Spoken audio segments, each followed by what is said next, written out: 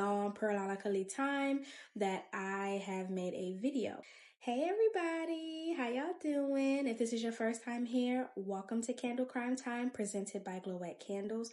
Or if this is not your first time here, what's up cousin? How are you? I missed you guys. Did you miss me? What we do here at Candle Crimetime is we tell the stories of those who may have faded away from memory or the stories of those whom you may have never heard of at all. Like today, we will be discussing the story of Tommy Lee Walker, who was a man recently exonerated posthumously for a murder he did not commit. Unfortunately, Mr. Walker was executed back in 1956. We will discuss all of the details of the case, including his background, how we got here, and the trial, and the lasting effects of how it affects our world today. If you're interested in knowing what notes are in the candles, we'll link them down below. So without further ado, let's get into Tommy's story. Tommy Lee Walker was born on December 21st, 1934 in Forney, Texas.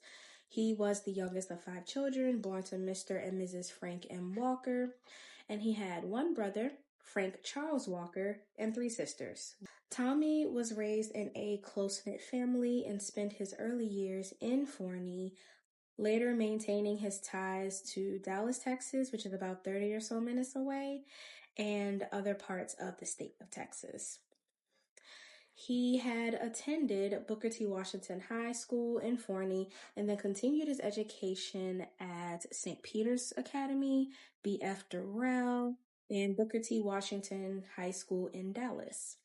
Those who knew Tommy described him as a quiet, reserved, and deeply fond of music. Unfortunately, not much else is known about Tommy's childhood, given the times that we were in, and mostly everyone surrounding this case is most likely deceased at this point. So his story will jump to September 30th, 1953, when he was just 19 years old. On that day, the day started like any other day, but later that evening, he wanted to spend time with his girlfriend, who was about 9 months pregnant at this time and due to literally give birth any day. That night, sure enough, her water broke, and Tommy went with her to the hospital, stayed throughout the entire labor, and in the early hours of October 1st, 1953, their first and only child together, Edward Lee Smith, was born. While Tommy was at the hospital welcoming his son into the world, unfortunately, something horrific was unfolding in another part of Dallas. So on that night of September 30th, 1953, 31-year-old Venice Parker, a store clerk and a mother to a young son, was waiting at a bus stop after finishing her shift. She was brutally attacked, however, by an unknown assailant who assaulted her and then ultimately slashed her across the throat. Bleeding profusely, Venice was discovered by a passerby who then rushed her to nearby Love Field Airport in an attempt to get her some help. Witnesses later testified that by the time she arrived, Venice was unable to speak due to the severity of her injuries.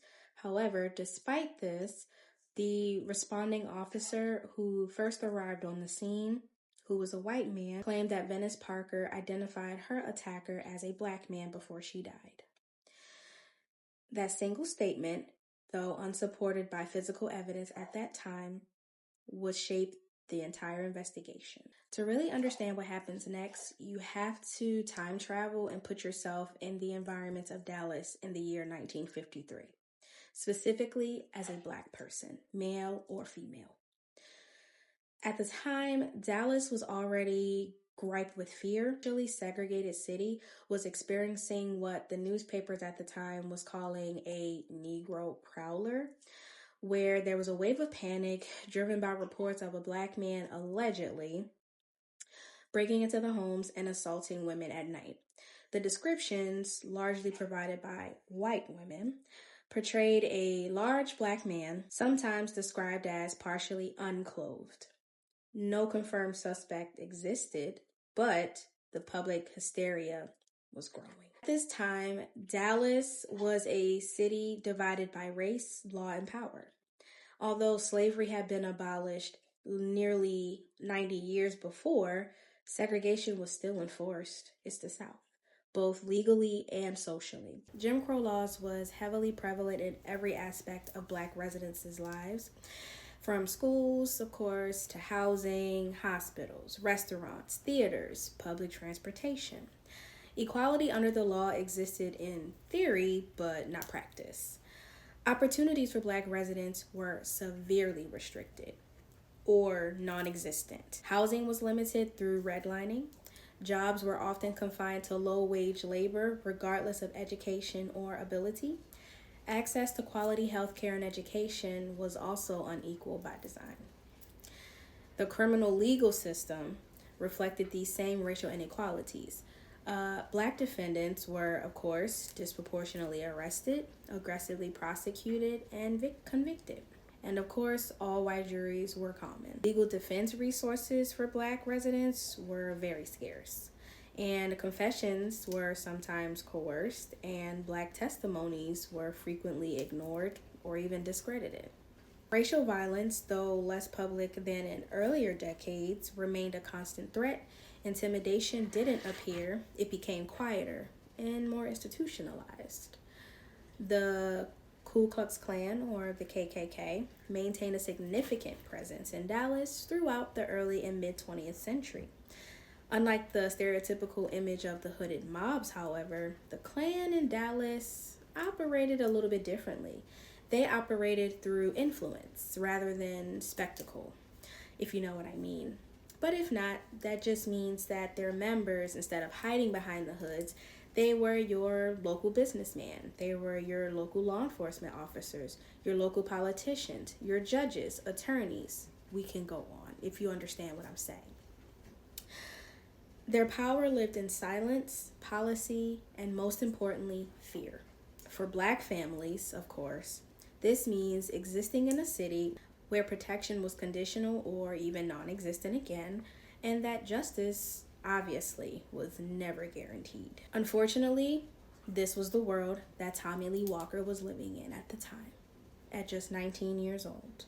With no solid leads and no forensic evidence tying anyone to the brutal murder of Venice Parker, the police detained and questioned hundreds of Black men across Dallas. And months had passed without an arrest. And then 4 months later, unsubstantiated tip came in identifying a suspect, and that suspect being Tommy Lee Walker.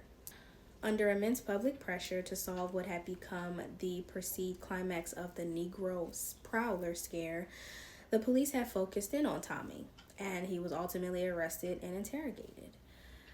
Tommy had no prior criminal record and, of course, immediately professed his innocence.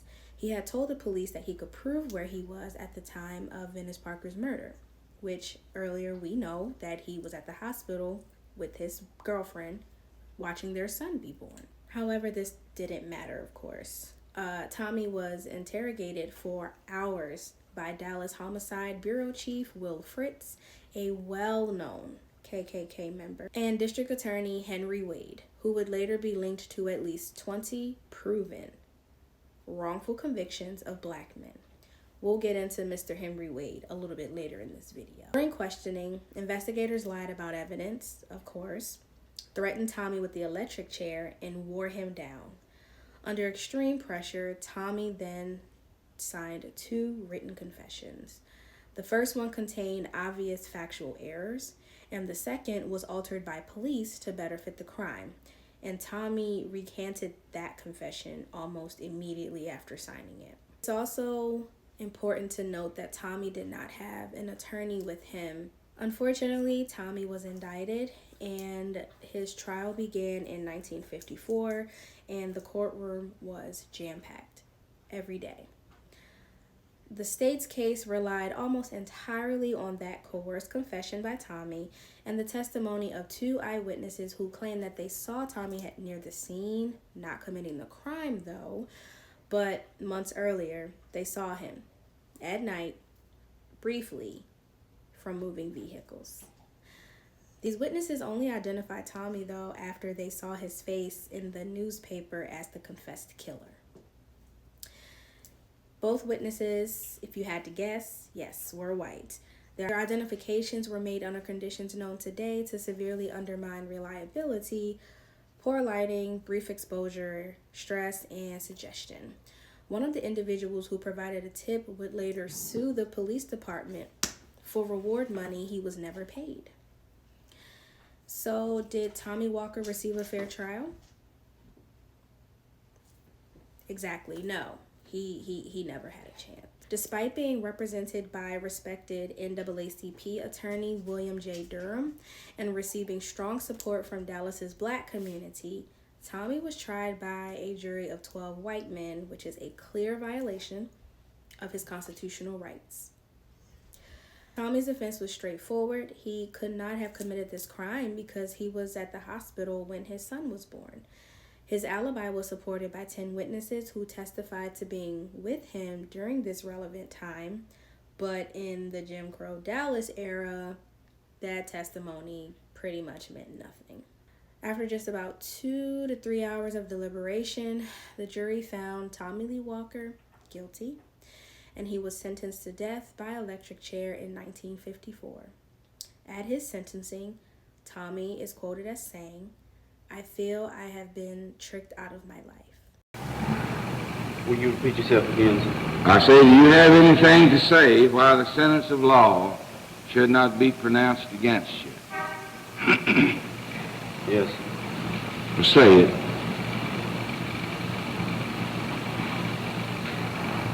I feel that I have been tricked out of my life.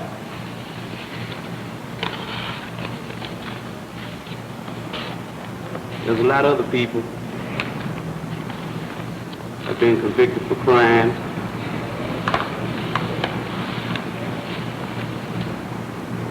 that committed and was turned loose. I haven't did anything, and I'm not being turned loose.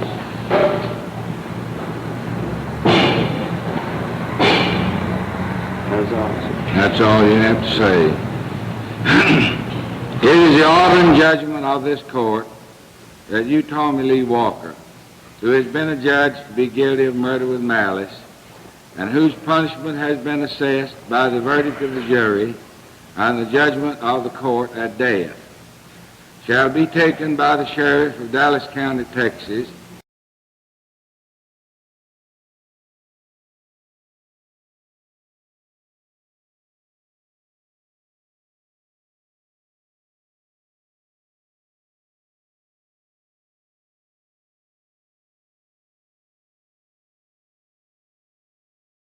the said warden is hereby directed and commanded to pass and cause to be passed through the body of you, Tommy Lee Walker, a current of electricity of sufficient intensity to cause the death of you, Tommy Lee Walker, and to continue to apply and continue to pass and cause to be passed said current of electricity through the body of you, the said Tommy Lee Walker, until you, the said Tommy Lee Walker, is dead.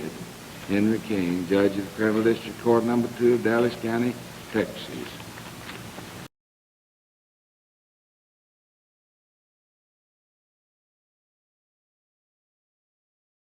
His appeals denied. Despite continued efforts by the NAACP, local churches, the YMCA, including multiple petitions and multiple fundraisers, unfortunately, Tommy Lee Walker was executed in May 1956. When he was asked did he have any last words, he still professed his innocence. Before, the volts of electricity ran through his body until his death. However, Tommy's story doesn't end here. In 2016, journalist Mary Mapes published an investigation in D magazine prompting renewed examination by the Innocence Project as well as the Civil Rights and Restorative Justice Project. And their findings revealed extensive misconduct by a district attorney, Henry Wade. Remember I told you to keep that name in your back pocket? Yeah. This included violations of Brady versus Maryland, a 1963 Supreme Court decision which prohibits the failure to disclose exculpatory evidence. Wade also introduced unreliable and inadmissible evidence at trial. He testified as a witness while serving as a lead prosecutor and openly expressed his personal belief that Tommy was guilty, even stating to the jury that he would personally, quote, pull the switch. Any attorney nowadays were to ever have the mitigated goal to do anything of what Henry Wade did, they would face severe disciplinary actions and probably be disbarred. Any attorneys out there that sees this, let us know in the comments if you would be immediately disbarred or other disciplinary action. Decades later, the U.S. Supreme Court acknowledged that the Dallas County District Attorney's Office under Henry Wade had a documented practice of excluding black jurors and retaliating against prosecutors who refused to comply with this. On January 22nd, 2026, the Dallas County Commissioner's Court held a 3-hour hearing to address Tommy Lee Walker's case. District Attorney John Cruzat, Mary Mapes, and Venice Parker's son, Joseph Parker, as well as Tommy Lee Walker's son, Edward Lee Smith, were all present. At the end of this session, the commissioners unanimously voted to declare Tommy Lee Walker innocent. A hearing that unfortunately Tommy Lee Walker could not be present at and could not hear those words of innocent. Joseph Parker and Edward Smith, the sons of tragedy on opposite sides of the same injustice, embraced each other. Edward Smith was just 2 years old when his father was executed, and he is now 72 years old. 72 years ago is not ancient history like some people love to act like it is. I mean, some of our grandparents are in their 70s, including mine. Today, still, in 2026, we are still confronting wrongful convictions, biased prosecutions, and legal systems that fail the most vulnerable. And even today, we're seeing the law be broken by the very officers who are supposed to enforce it upon each other and citizens. And no one is supposed to be above the law. But at this point, it seems like that's not true anymore. Because we have stories like Tommy Lee Walker's, this brings to the question, do you believe in the death penalty? If you do, why? If you don't, why not? And there's another question that I want you to reflect on. And that question is, do you believe posthumous exonerations bring justice? Or are they just simply acknowledgement? Let me know your thoughts down below. I look forward to discussing this case with you. We'll see you all in the next one. Bye, everybody.